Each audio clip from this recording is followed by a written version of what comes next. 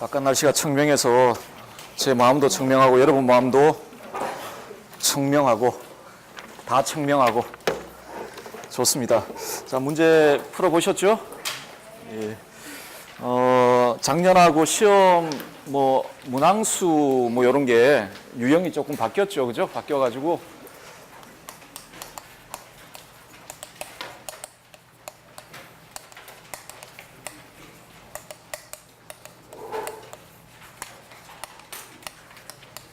논술형이 한 문항, 기입형 8문항, 서술형 13문항. 저 중에 두 문제는 5점, 두 문제는 5점짜리고 나머지는 4점이고 이건 2점이죠, 뭐. 돼 있고 10점짜리 한 문제가 출제된다고 나와 있습니다. 아마도 그 채점 객관성하고 채점 용이성 때문에 저렇게 바꾸지 않았나 싶습니다. 논술은 아무래도 채점하기가 상당히 좀 까탈스러운 부분이 있으니까 그래서 채점 용이성이 가장 문제가 되지 않았나 싶은데, 자, 어쨌든 간에 이런 식으로 바뀌었고 모의고사는 1회부터 8회까지 대로 출제를 하도록 하겠습니다. 그리고 예전 첫 번째 그 시험제도 바뀌고 두 번 보니까 교과론, 동양한국, 서양응용, 정치, 통일교육 돼 있고 거의 대부분 이런 식으로 배점을 이렇게 분배를 했습니다. 각각 20점씩 네 영역에. 다른 교과 같은 경우 이게 5개 되면은 6개 좀 문제가 생기겠는데, 어쨌든 간에 우리는 크게 네 영역이기 때문에 지금까지 나와 있는 출제 배점 해보면 대충 이런 식으로, 아니면 하나가 19점이고 하나가 21점이고 이런 식으로 출제가 되었고요. 그래서 저도 이런 식으로 점수를 분배를 하도록 하고, 다음에 저희 모의고사는 출제위원이 채점위원이죠. 출제위원이 채점위원인데 제가 모의고사를 제일 싫어합니다. 그 채점 때문에 제일 싫어하는데 굉장히 힘들어요. 이거 힘들고 예전이 좋았어요. 예전에 그 OMR 카드 넣어가지고 기계가 해주던 거 정말 좋았어요. 정말 좋았는데 이거 정말 괴로워요. 괴로운데 인원수가 지금 만만치가 않은데, 작년에는 논술만 채점을 했거든요. 그런데 논술 한 문제가 지금 사라졌습니다. 사라져서 올해는 기입형은 여러분들이 채점을 하시고 해서 아마 쪽지 받으셨나요? 그 쪽지에다가 자기 점수 속이거나 이런 난감한 행동을 하지는 않을 거라고 생각을 합니다만은 내주시고 서술형하고 논술형은 제가 하는데 이번 주에 한번 해보겠습니다. 작년에 논술 2문제였으니까 논술 한 문제하고 서술형으로 퉁치는 걸로 그런 식으로 해보는데, 만약에 제가 쓰러지겠다, 도저히 안 되겠다 하면 그때 다시 말씀드리겠습니다. 다시 말씀드리고 어쨌든 간에 한번 이번 주에는 해보도록 하고요. 매주 하는데 아마 광고 같은 게 나갔을 걸로 아는데 마지막 주는 하지 않겠습니다. 마지막 주는 하지 않고 1회부터 7주까지만 채점을 해보도록 하고요. 문제 영역은 이미 이전 시험기에 교육과정평가원에서 출제 범위와 출제 영역에 대해서 이렇게 지정해 둔 게 있고 대부분 거기서 다 이렇게 출제가 되었습니다. 그래서 그쪽 영역에 관련되어 있는 주제들과 이론들 중심으로 좀 출제를 하도록 할 거고요. 그리고 다음에 제가 모의고사 할 때마다 매번 이야기 드리는데, 이런 기대는 버리세요. 이런 건 기대하면 안 돼요. 이런 건 기대하면 안 됩니다. 이런 건 없어요. 제가 올해 처음 그런 이야기 들었는데, 저기 학원장인가? 들었는데, 출제위원이 선정돼서 들어가고 나면 거의 동일 아이디로 각 학원에 있는 모의고사 문제들을 전부 다 수거를 해간답니다. 같은 아이디 하나가 영수국, 윤리부터 시작해서 같은 아이디로 들어와서 그걸 싹 수거를 해간답니다. 당연하다고 생각합니다. 학원에서 아니면 시중에 나와 있는 문제 그대로 출제한다는 건 말이 안 되는 이야기니까 당연히 그런 노력을 해야 된다고 생각을 하거든요. 그렇기 때문에 안 나옵니다. 출제 안 돼요. 출제 안 되는데 중요한 건 그러니까 동일한 문제로 출제되느냐가 중요한 게 아니고 그 영역 있잖아요. 그 영역에 대한 여러분들의 공부가 되어 있으면 아무 문제가 없습니다. 문제 없고 뭐 엉뚱한 문제를 내거나 그러진 않으니까 아우 지금까지 뭐 출제자 칸트는 다들 공부했으니까 칸트 절대 안 내고 다 공부 안 한 것 같은 그런 영역에 내겠다 이런 식의 출제자는 없으니까요. 없으니까 그 출제 영역과 관련되어 있는 중요한 주제들, 이론들, 개념들 이런 것들을 잘 파악해 두시기 바랍니다. 두시면 남은 기간 잘 정리하시면은 좀 좋은 성과가 있지 않겠나 이런 생각을 하고 있습니다.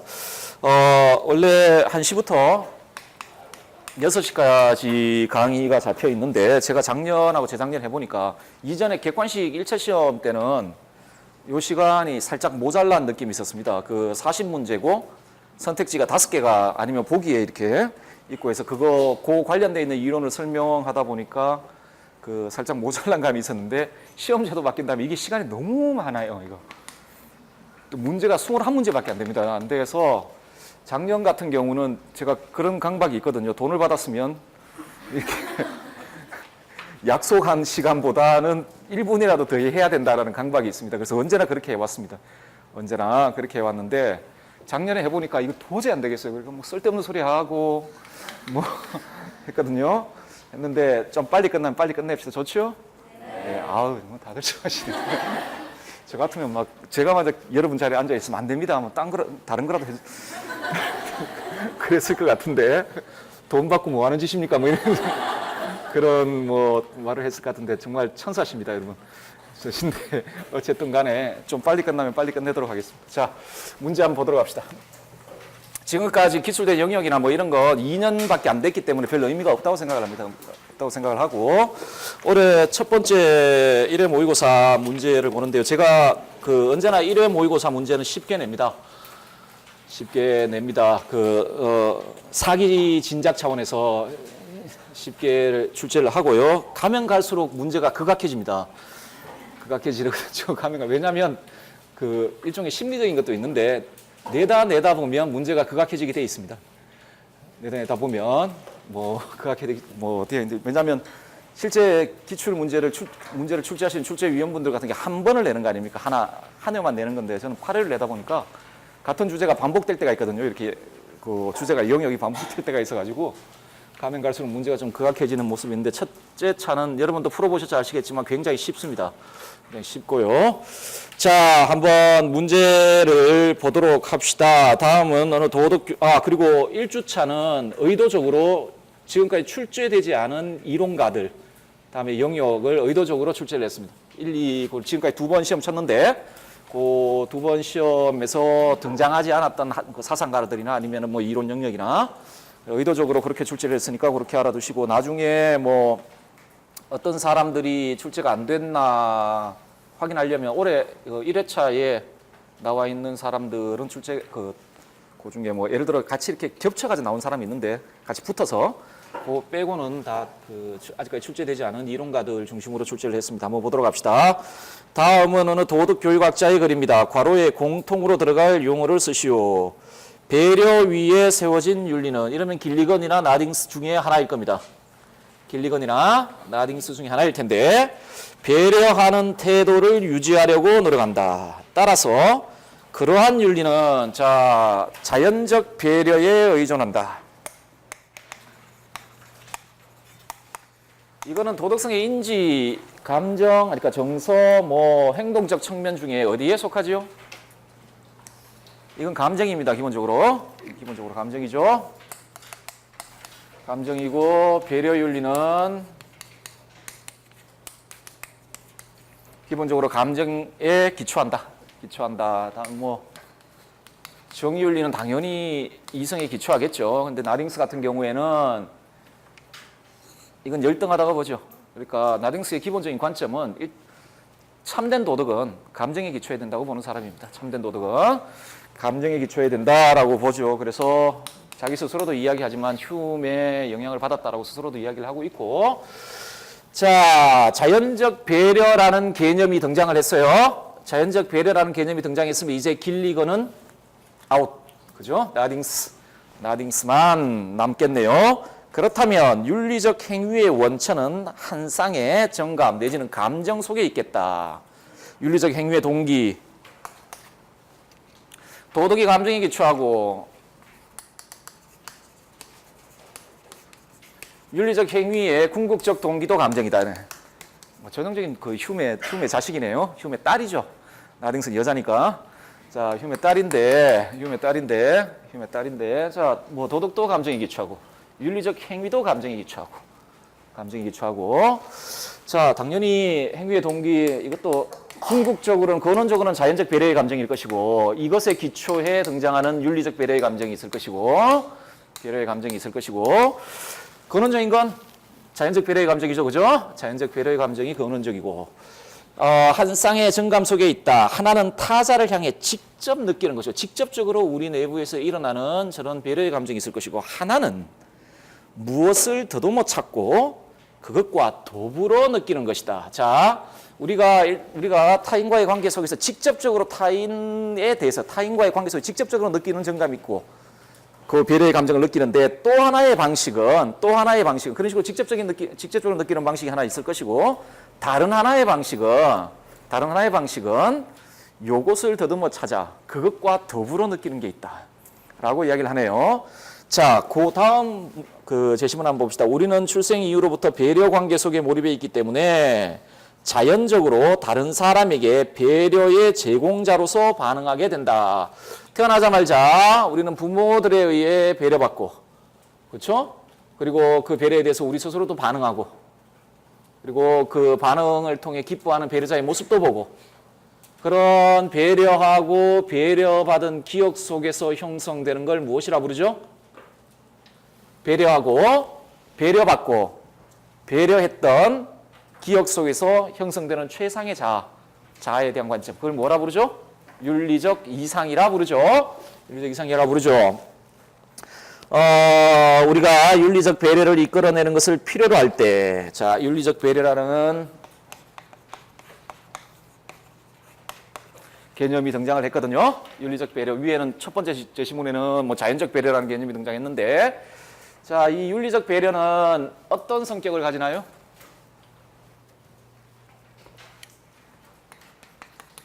A, B, 그러니까 뭐 나와 너다 이 관계에 의해서 배려를 해야 되는 관계인데, 여기서 뭐 예를 들어 내가 가지고 있는 자기의 나 자신의 어떤 욕구 이런 것들 있잖아요. 이런 것들 때문에 내가 뭐 예를 들어 쉽게 여기서 이렇게 멈칫거릴 때 배려해야 되는 거, 그 배려 관계를 형성해야 되는 과정에서 멈칫거릴 때 내 안에 예전에 내가 배려하고 배려받았던 그 기억 있잖아요. 그 기억에 근거해서 내가 여기서 배려해야 한다라는 의무감을 느낄 때, 배려해야 한다라는 감정을 느낄 때, 그 감정을 두고 윤리적 배려라 그러죠. 그래서 자연적 배려의 감정의 근거에 있죠. 근거에 있고, 그리고 그때 그 배려하고 배려받았던 그 기억을 토대로 형성되는 그것에 기초해서 배려해야 한다라는 감정을 느끼거든요. 소위 윤리적 배려의 감정을 느낀단 말이에요. 자, 윤리적 배려를 이끌어내는 것을 필요로 할 때 우리는 배려를 해주고 배려를 받았던 기억들 속에서 만들어진 윤리적 이상으로 향하게 되는 것이다 라고 되어 있죠. 자, 그래서 우리가 일상생활을 살 때는 오히려 직접적으로 자연적 배려의 감정에 의탁하기보다는 보통 이 윤리적 배려의 감정에 근거해서 행동할 때가 더 많죠. 더 많고, 그렇다면 이 감정을 느끼기 위해서는 윤리적 배려의 감정을, 그러니까 윤리적 배려의 감정이 우리의 행위의 동기가 되어서 우리가 도덕적 행동을 수행하기 위해서는 요게 우리 내부에 윤리적 이상이 형성돼 있어야 됩니다. 그죠? 그죠? 윤리적 이상이 형성돼 있어야 되고,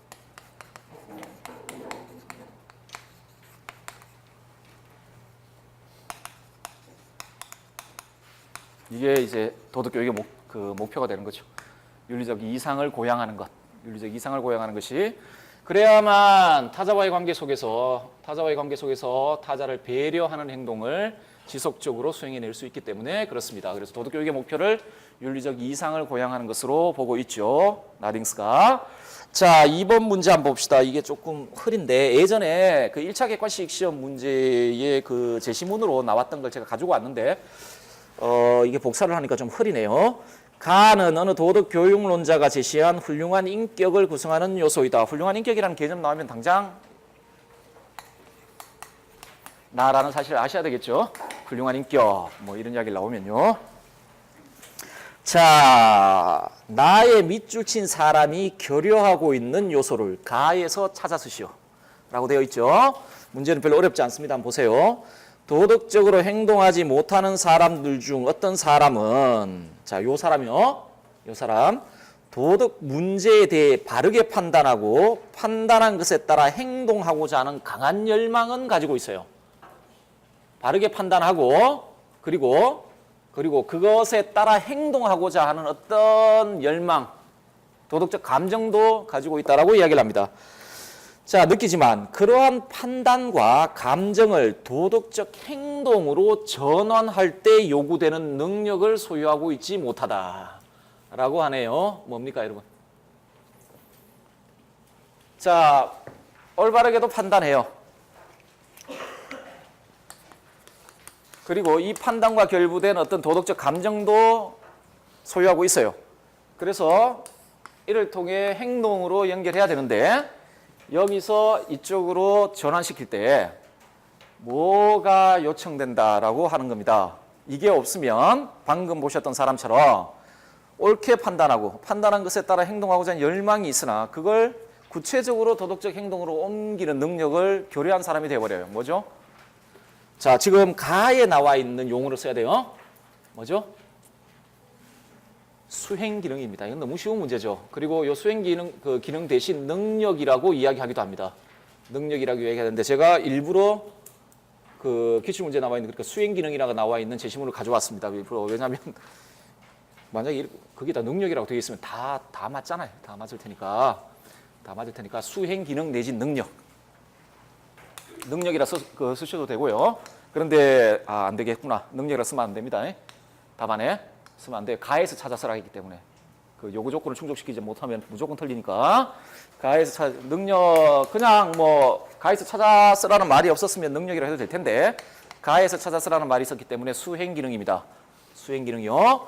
자, 3번 문제 봅시다. 이 문제도 쉽습니다. 다음은 도덕과 평가의 특징에 대한 설명이다.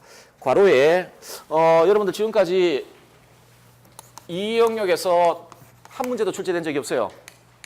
그런데 예전 시험을 보시면 기출 문제들을 보시면 매년 한 문제에서 두 문제예요. 예전 서다평 시험 때도 뭐 대충 그랬고 그 1차 객관식 시험 문제 때도 매년 한 문제 아니면 어떨 때 뭐 두 문제 이런 식으로 출제했는데 시험제도 바뀌고 이 영역에서 출제가 안 됐어요. 이 영역에서. 자, 올해는 출제가 될 가능성이 많을 수도 있죠.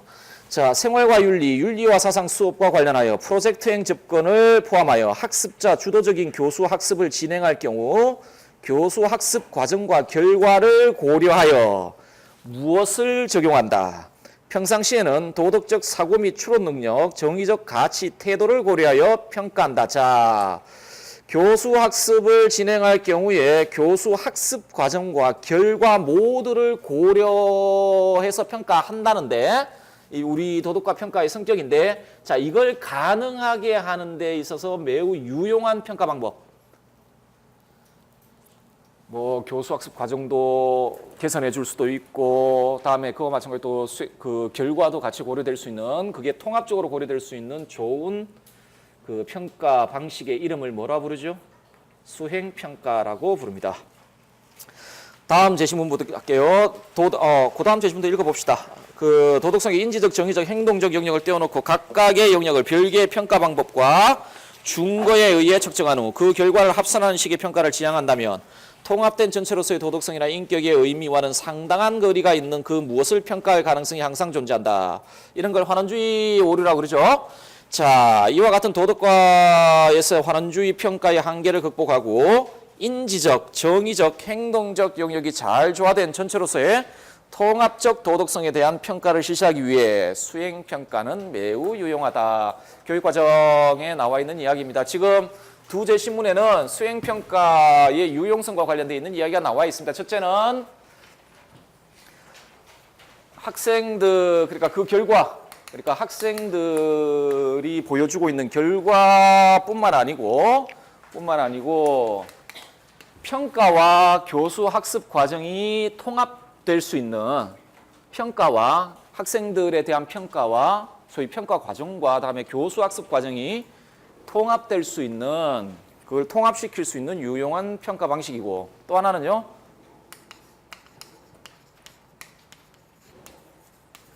학생들의 통합적 도덕성을 평가할 수 있는 유용한 방식 이런 식으로 두 가지 장점이죠. 수행평가의 장점에 대한 이야기가 제시문에 등장을 하고 있습니다. 자, 4번 문제 봅시다. 4번 문제. 다음은 어느 중국 불교 사상가의 글입니다. 기역 니은에 들어갈 용어를 각각 쓰세요. 실상의 원리는 기역에 상적하는 관법으로 이어지는데 100개 처녀와 3천 성상을 구비한 불사이한 경계이다. 3천의 경계가 상적하여 그러니까 원흉무예한다는 이야기입니다. 3천 세계가 원흉무예한다는 이야기죠. 서로 갖추고 있다라는 그렇죠? 하여 적공적과 적중이므로 공가중이 곧 걸림없는 이치가 되므로 광대 원만하고 종행자제하여 무엇을 니언을 보여준다. 자, 적공적과 적중 이러면 대충 뭡니까? 3천 세계가 원흉하고 적공 적과 적중 뭐죠? 니언 일단 니언은 뭐죠? 삼재 원흉이 되죠. 삼재 원흉이 되는데 기역은 뭘까요? 실상의 원리는 무엇에 상적하는 관법으로 이어진다. 자, 실상의 원리가 삼재 원흉입니다. 천태종의 실상의 원리.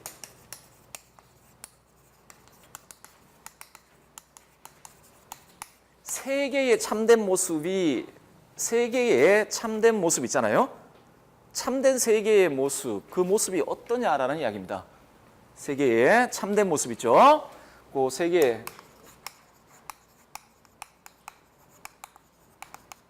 자, 요 세계의 참된 모습을 설명하는 중국 천태종의 이론이 삼재원흉입니다. 삼재원흉이고. 자, 그게 관법으로 이어진다. 원래 천태종의 그 뭡니까? 수행체계의 지관 이야기를 하죠. 관법으로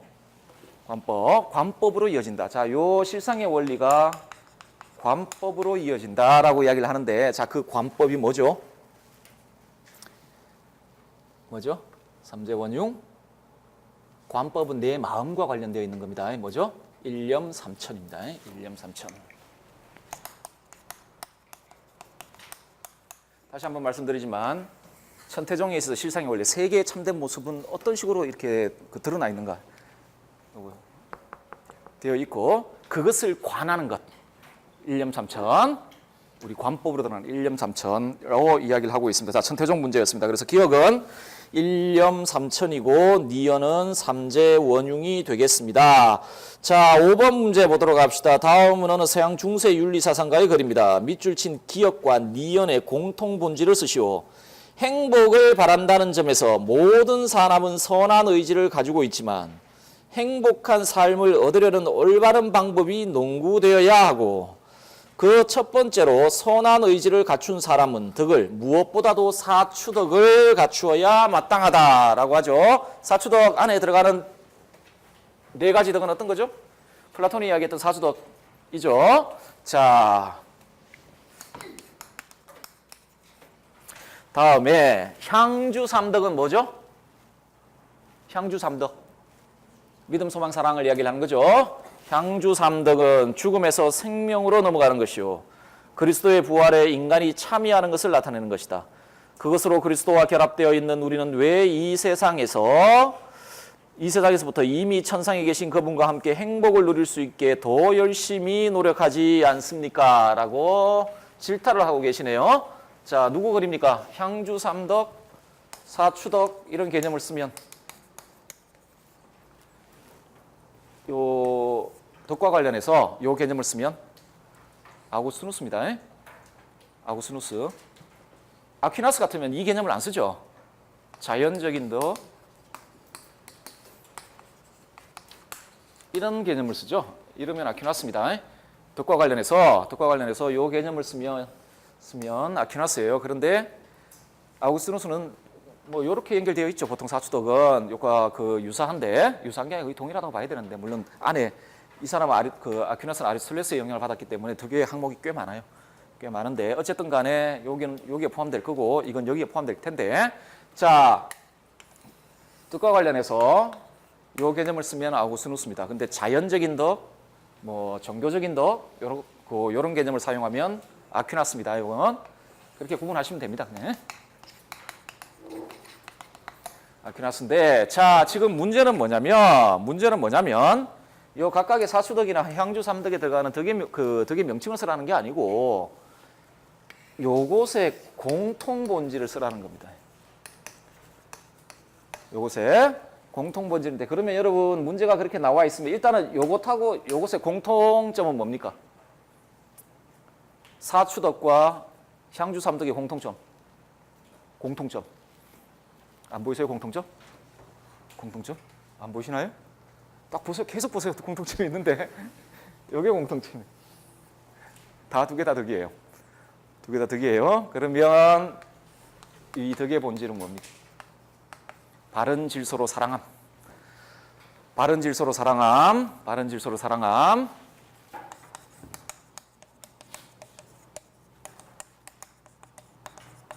이게 사추덕이든 향주삼덕이든 그것의 본질입니다. 사랑인 거죠. 사랑인데 여러분도 아시다시피 사랑도 나쁜 사랑이 있고 좋은 사랑이 있습니다. 그래서 무조건 사랑이라 그러면 안 돼요. 이것도 의지가 지향하는 방향, 사랑 자체는 이미 그 의지를 지향하는 힘, 의지를 이끌어 나가는 힘이지만 이게 그 소위 나쁜 사랑, 좋은 사랑으로 구분되거든요. 하기 때문에 사랑 잃어버리면 안 돼요. 오해연이 훨씬 더 커져 버려요. 나쁜 사랑까지 포함돼 버리니까 안 되고, 어떻게 해요? 좋은 사랑은 뭐죠? 존재 질서, 사랑의 질서에 따라 사랑하는 게 좋은 사랑 아닙니까? 그죠? 좋은 사랑이잖아요. 그죠? 그래서 여기 안에 들어갈 말은 잘 질서 지어진 사랑 혹은 바른 질서로 사랑함이라고 들어가야 됩니다. 어쨌든 간에 그 본질은 사랑이에요. 사랑이고, 여기도 마찬가지예요. 여기도 그 본질은 사랑이에요. 여기도 아퀴나스의 여기도 사랑인데 그냥 사랑이라고 하면 안 됩니다. 나쁜 사랑도 있어요. 나쁜 사랑도 있기 때문에, 나쁜 의지가 있듯이 나쁜 사랑도 있기 때문에. 자, 6번 문제 보도록 합시다. 다음은 어느 서양 윤리 사상가의 글입니다. 기억 니은에 들어갈 개념을 각각 쓰세요. 인데 제 기억으로 예전 그러니까 시험제도 바뀌기 전에 1차 객관식 시험 문제 해결이 한 번도 출제가 안 됐던 걸 기억나는데, 혹시 기출문제 이렇게 보셨던 분 해결이 한 번도 출제된 적이 없어요. 희한하다 생각이 들거든요. 수능 같은 데 보면 해결이 종종 이렇게 출제가 되는데 우리 시험에는 해결이 별로 인기가 없어요. 별로 인기가 없어요. 해결 전공자가 없을 가능성이 있고, 해결 전공자는 그렇죠. 없을 가능성이 매우 높고, 다른 과에서 데리고 오기도 힘들어요. 해결 전공자가 별로 없어요. 해결 지금 같은 시류에 해결했다가는 밥 굶어 죽어요. 그 강단에 자리를 얻기가 힘들어요. 그거 전공해가지고는 굶어 죽기 딱 좋습니다. 좋은데, 그래서 그런지 해결 전공자, 예전에는 해결 전공자들이 꽤 있었는데, 나이 드신 선생님들 쪽에서 해결 전공자들이 꽤 있었는데, 지금도 있긴 있겠지만 강단의 해결 전공자들 찾기가 상당히 힘든데 한두 분 정도 이렇게 계시는 걸로 알고 있는데, 자, 뭐 그래서 그랬는지 해결이 잘 출제는 안 됐습니다만은 해결 또 뭐 출제될 가능성은 언제나 있는 분이고, 교과서에서도 언제나 이야기를 하고 있는 분이고 하니까 한번 보도록 합시다. 해결은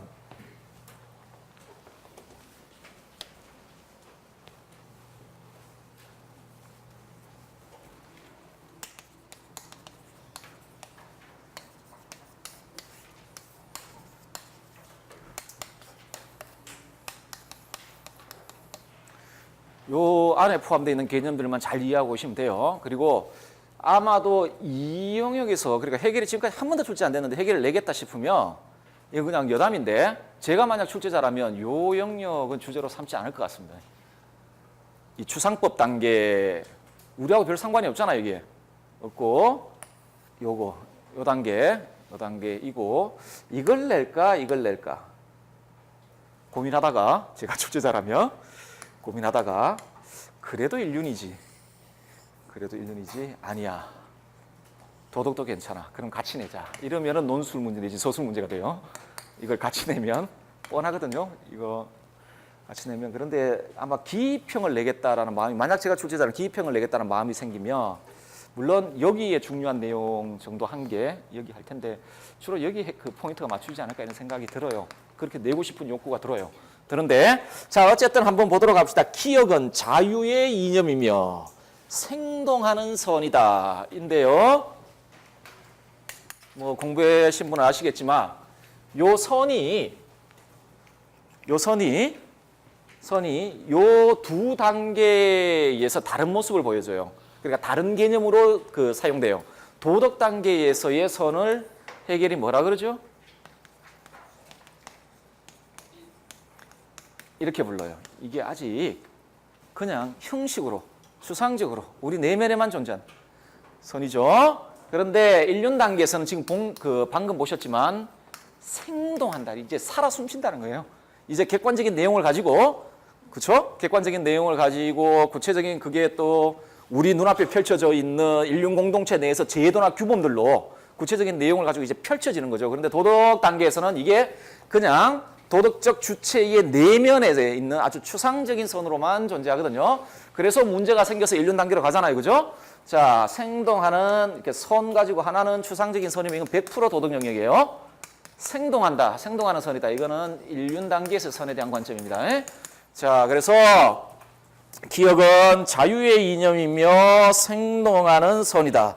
추상적 선을 대신하여 등장하는 니언은 기억은 주체성에 의한 무한한 형식으로, 자, 변정법에서 정반합 중에 정반은 합으로 넘어가면서 제거되는 게 아니라 지양됩니다. 그러니까 그것이 가지고 있는 기본적인 어떤 장점이나 이런 것들이 그 합에서 통합되어 나가요. 그래서 지금 보시면 문장을 보시면 주체성에 의한 무한한 형식인데 요건 선과 관련해서 요건 그 도덕 단계에서 확보가 되었다가 그럼 도덕 단계에서 확보가 되지 않는 게 객관성과 구체성 이런 것도 확보되지 않거든요. 자, 이제 2단계에 가면은 구체화된 실체라고 이야기를 하죠. 자, 기억은 뭡니까, 여러분? 인륜입니다. 인륜은 생동하는 선이다. 생동하는 선이다. 도덕은요? 만약 그렇다면 도덕은 그냥 추상적인 선의 수준에 머물고 있는 거죠. 자, 니언은 기억이라는 이념의 참된 현실이다. 인륜이 펼쳐지거든요. 인륜이 실제로 펼쳐질 때 가장 궁극의 실제, 인륜이 펼쳐질 때 가장 궁극적이고 그리고 가장 참된 인륜 공동체를 뭐라 부릅니까? 국가라고 부르죠. 국가. 그래서 국가는 인륜이라는 이념의 참된 현실이자 인륜의 정신으로서 자기 자신에게 명정적이며 실체적인 의지이다. 그것은 관습에서 자신의 직접적 실존을 마련하며 개별자의 자기의식과 개별자의 암과 활동에서 매개된 자신의 실존을 마련한다. 또한 개별자는 국가 속의 심정, 보통 애국심이라고 부릅니다. 이걸.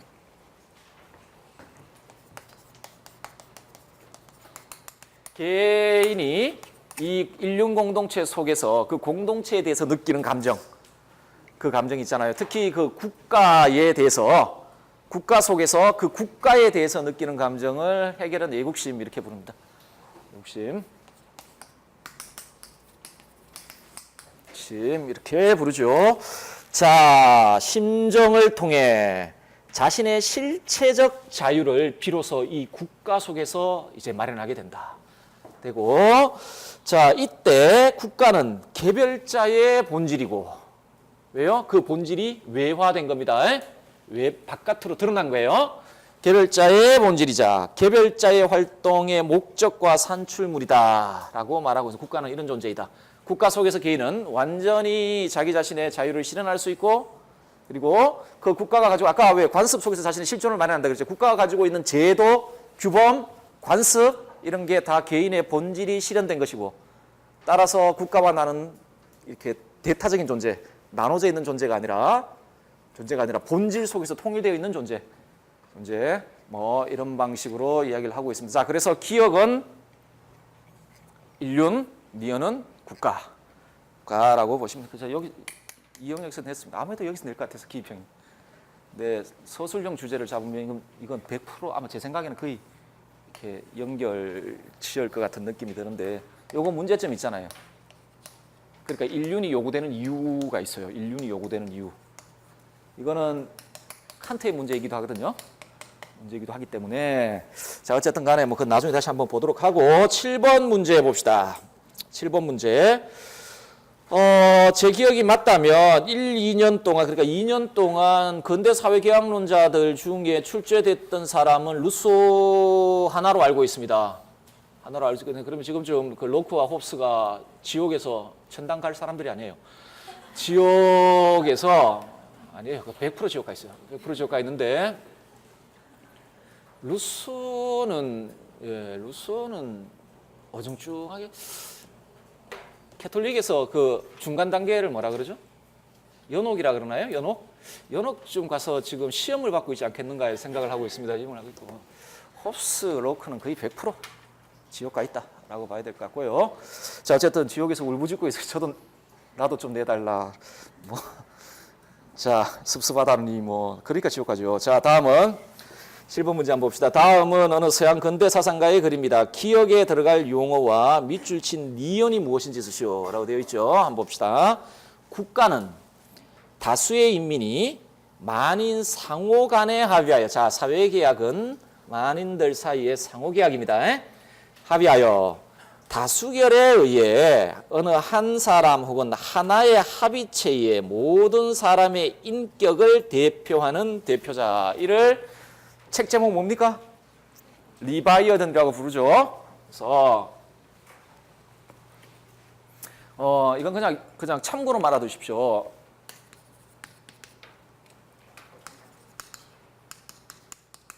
여기도 정치적 대표자가 있어요. 그렇죠? 여기도 대표자가 있는데 여담으로 그냥 참고로 말해도 중요한 거 아니에요. 여기는 의지의 대표자예요. 그 인민의 의지를 대의하는 자예요. 이거는 인격을 대표합니다. 이 존재 자체를 대표해요. 그러니까 존재가 하나가 돼버려요. 사회개혁을 통해 리바이어든이 확립되며 그 하나의 인격 안에 모든 그 개인들이 통일된다라고 얘기를 하잖아요. 그게 국가다 이렇게 얘기를 하잖아요. 그래서 하나의 인격이 남아요. 모든 인격이 사라져버리고 개별 인격들이 사라져버리고 하나의 인격이 남아요. 리바이어든이라는. 그래서 이 안에 이제 모든 인격들이 통일되거든요. 하기 때문에 이 친구가 하는 일은 내가 하는 일이요. 이 친구가 결단하는 건 내가 결단하는 거요. 뭐 이런 이야기를 하죠. 그래서 그 주권자는 인민에 의해 처벌받거나 비난받을 수 없다라고 홉스가 이야기를 하죠. 왜요?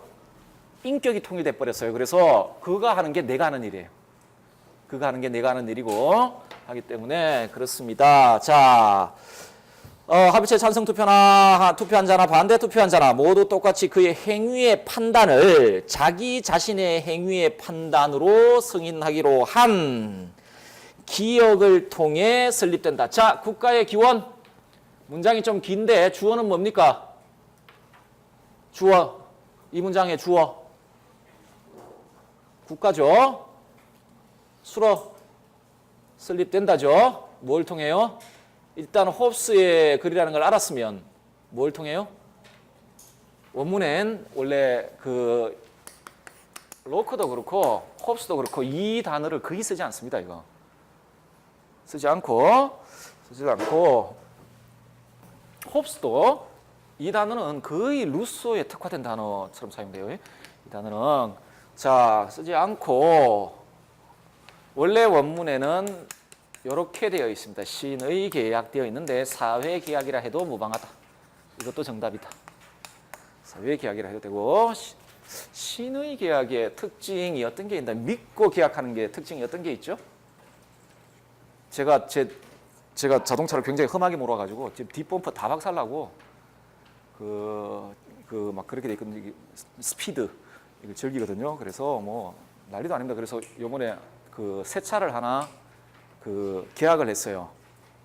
계약을 이게 A가 나고 이게 B가 B가 이제 저희 카 매니저 뭡니까 그 속된 말로 영맨이라고 불려지는 영업맨. 그렇죠? 자, 계약을 했는데 2달 뒤에 차를 받아요. 2달 뒤에 차를 받아요. 여러분도 뭐 저 차 사보신 분들 아시죠? 다 사보셨죠? 다 알 텐데. 자, 어쨌든 간에 2달 뒤에 받아요. 그러면서 이쪽에다 제가 계약금을 줬어요.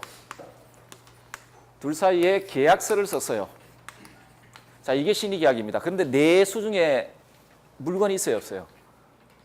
내수 중에 물건이 없죠? 내수 중에 물건이 없어요. 물건이 있는데 이놈은 돈을 받아갔어요. 이놈이라 죄송한데.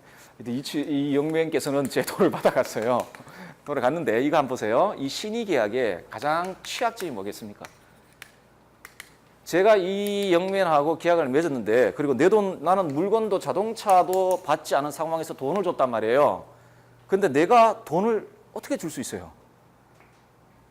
돈을 줬거든요. 근데 이건 굉장히 위험한 행동이죠.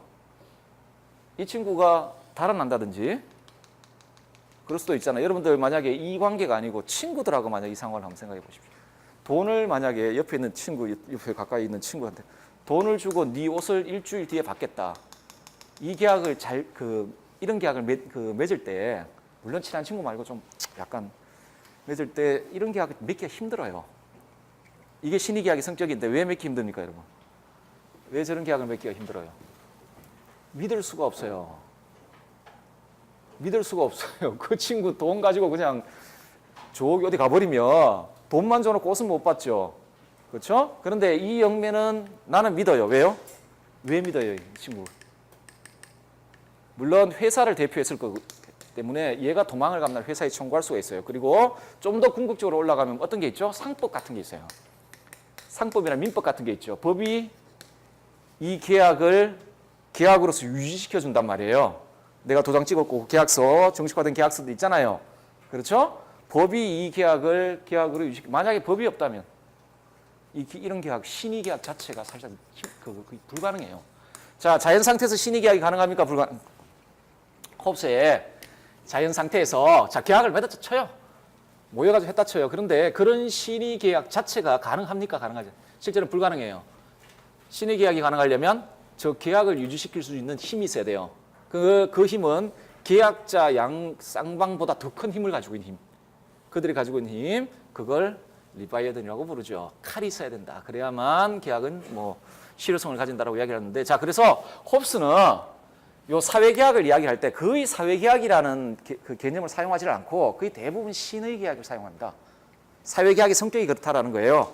그래서 자연 상태에서는 이 계약이 유지되기가 힘들고 아예 불가능하다라고 보고 대신에 칼이 있다라면 저 계약을 유지시킬 수 있는 아주 강력한 정치 권력 있다라면 유지될 수 있다라고 보죠. 자, 어쨌든 간에 여러분 답안에 사회계약이라고 써도 되고 신의계약이라고 써도 되고 됩니다. 아마 거의 대부분 사회계약이라고 쓰지 않았나 싶은데요. 상관없습니다. 물론 원문에는 신의계약이라고 되어 있는데요. 근데 그 의미 자체가 같기 때문에 그냥 같은 것으로 보고, 자, 인간은 이 사회계약에 의해 사슬의 한쪽 끝은 주권자에게 주권을 지니게 된 사람 혹은 합의체의 입에 연결하고 또 한쪽 끝은 그들 자신의 귀에 연결했다. 자, 이건 무슨 말이죠? 홉스가 어떻게 얘기하죠? 이 사회계약을 통해 한쪽 끝은 주권자의 입에, 한쪽 끝은 신민의 귀에 그냥 명령을 들으라는 이야기입니다. 이거 이야기를 하면 니네들은 들어 이런 이야기죠. 자, 연결하였다. 이 족쇄는 그 자체로는 매우 약하다. 그럼에도 불구하고 유지되는 이유는, 자, 사회계약을 통해 요 관계가 유지되는 이유는 그 사슬을 끊기가 어려워서가 아니고 그건 금방 깨질 수 있다. 계약이야 파기하는 것만이니까. 자, 아니라 사슬을 끊었을 때 생기는 위험 때문이다. 자, 지금 니언이 뭐냐면 사슬을 끊었을 때 생기는 위험이거든요. 자, 요 문제는 결국 사회계약의 목적과 관련되어 있는 문제입니다. 사회계약의 목적이죠. 자, 이런 관계를 형성. 자, 그래서 사회계약을 통해 국가를 구성한단 말이에요. 국가를 자연 상태에서 이제 정치 사회로 넘어가는 거 아닙니까? 그죠? 이 상태가 이제 사슬을 형성하는 상태가 될 것인데 그걸 끊었을 때 생겨나는 위험은 결국은 자연 상태가 안고 있는 위험이에요. 자연 상태가 안고 있는 위험이죠. 뭐죠? 궁극적으로 자기 보존, 안정적인 자기 보존에 불가능해요. 그렇죠? 그래서 사람들은 요 사슬 자체가 너무나 강력해서 끊기가 힘들기 때문에 안 끊는 게 아니고 사람들은 이걸 끊었을 때 생겨나는 문제, 소위 자연 상태에서의 문제, 그 위험 때문에 끊지를 않는다. 자, 요 문제는 사회계약의 목적과 관련되어 있는 문제입니다. 그래서 답은 안정적인 자기보존 혹은 생명보존이 불가능한 상황의 발생. 이 정도로 쓰시면 됩니다.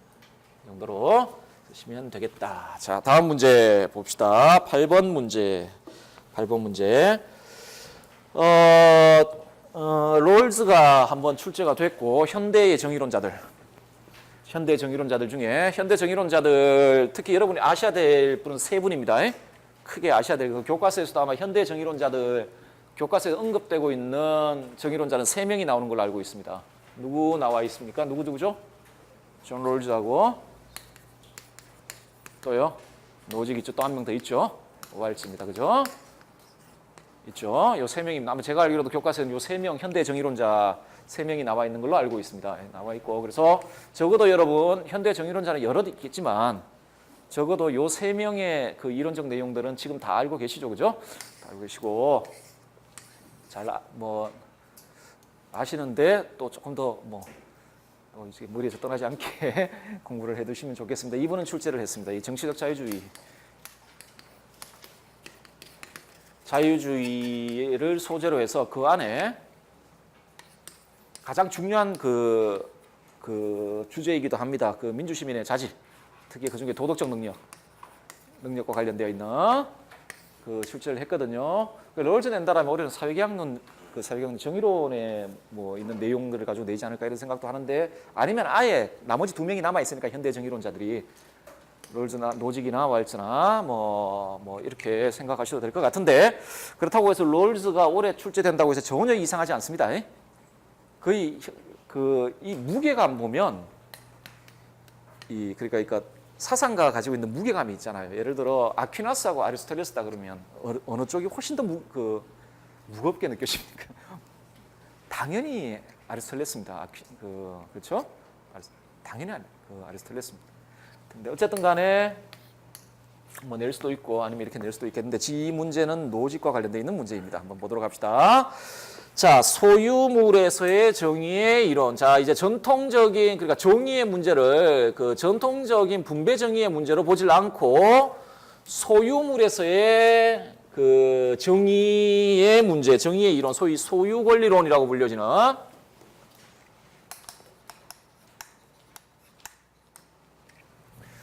자, 소유 권리라고 불려지는 그런 정의의 이론의 일반적인 개요를 말하자면 이는 한 사람의 소유물은 취득과 이전에서의 정의의 원리 또는 불의의 교정의 원리에 의해 그가 그 소유물에 대한 권리를 부여받았으면 정당한 것이다. 이게 요 소유권 이론의 논지입니다. 논지거든요. 다시 어떻게 되어 있죠? 내가 가지고 있는 이 소유물이 취득과 관련되어 있는 정의의 원리, 이전과 관련되어 있는 정의의 원리, 불의의 교정과 관련되어 있는 정의의 원리 있잖아요. 그 원리에 위반하지 않고 그걸 내가 취득했다라면 그 소유물에 대한 나의 권리는 정당하다라는 게 이 사람이 이야기하는 소유물에서의 정의의 이론의 논지다라고 라고 지금 노직이 이야기하고 있죠. 이게 논지다, 이게 개요다라고 말하고 있죠. 자, 소유 권리론의 일반적 개요는 분배적 정의에 관한 이론들의 성격과 결점을 보여준다. 자, 그래서 이렇게 지금 이게 소유권 이론의 논지인데 이 논지에 따르면 전통적인 분배 정의론 있잖아요. 이 분배 정의론이 가지고 있는 문제점을 잘 보여준다. 자화자찬을 하고 있는데 지금 노직이 내 이론이 2000년 동안, 2500년 동안의 정의론, 아리스토텔레스가 각자는 각자에게 라고 이렇게 분배 정의의 기본 형식을 마련한 이후에 내려왔던 그 분배 정의의 틀을 내가 바꿨다 뭐 이런 이야기입니다. 하버드 대학교 교수다운 자부심 그런 뭐 이야기인데 자 어쨌든 간에 내가 롤즈보다 낫다 이런 말입니다. 지금 같은 하버드에 있지만 내가 더 낫다 뭐 이런 이야기인데요. 자 어쨌든 아무도 그렇게 이야기를 안 합니다. 문제는. 자 어쨌든 간에 분배 정의론의 문제점을 자신의 소유권 이론이 잘 보여주고 있다. 지금 이렇게 이야기를 하는데 자 그러면 문제점이 뭔지 한번 그 밑에 한번 읽어봅시다. 전통적인 분배 정의론의 문제점이 뭔지 분배에 있어 정의의 소유 권리로는 괄호이다. 분배가 정의로운가는 이 분배가 어떻게 이루어졌는가에 달려있다라고 이야기를 하네요. 자, 소유권 이론에 따르면 분배, 그러니까 내가 가지고 있는 소유물, 각각의 다 소유물이 있을 거 아니에요? 그 소유물이 정당한 것은 정당하냐, 정당하지 않느냐라는 걸 결정할 때는 그 소유, 그러니까 지금 분배라는 말을 로직이 쓰고 있는데 사실상 이건 내가 어떤 방식으로 소유물을 가지게 됐느냐, 과거에 어떻게 내가 그걸 가졌느냐가 그걸 결정하는 기준이다. 그런데 대조적으로 정의의 현재 시간 단면 원리, 요 분배 정의론의 전통적인 분배 정의론의 다른 이름입니다. 전통적인 분배 정의론의 다른 이름이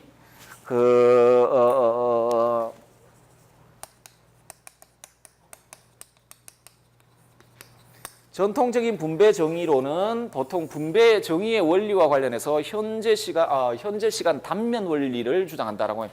이게 무슨 말이냐면 지금 어떻게 돼 있죠?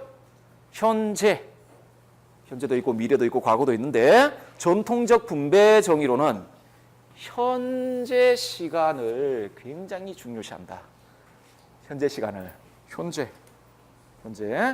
자, 이걸 이야기하고 싶은 겁니다. 어떤 그 정의의 원리를 이렇게 먼저 설정해 둔 다음에 현재 시간 T1에서 어떤 분배물이 있을 거 아니에요. 그게 결과적으로 되고 그 현재 시간에 생성된 그런 어떤 분배 상태 있으면 그 현재 시간의 분배 상태를 미리 마련되어 있는 정의의 원리에 따라 다시 이렇게 재분배하겠다는 이야기입니다. 대표적인 건 먼저 노직이 계속 공격하는 게 공리주의입니다. 이 현재 시간 단면 원리의 대표적인 원리로 공리의 원리를 비판을 하는데 어떻게 되죠? 공리의 원리를 딱 설정해 놓고 다음에 결과적으로 생겨나는 분배 상태가 있을 거 아니에요? 현재에.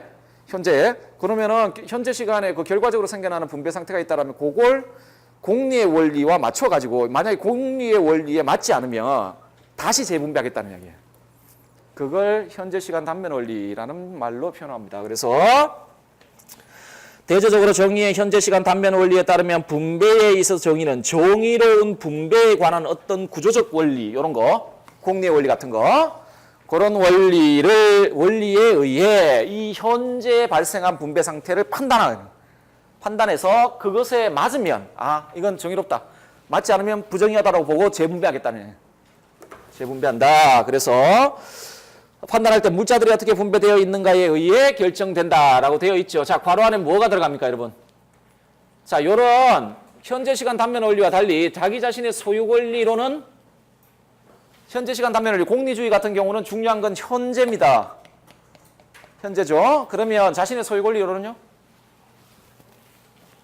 과거에 어떻게 이루어졌냐가 중요하다고 되어 있죠. 지금 제시문에. 그러면 그 안에는 뭐가 들어가죠? 역사적.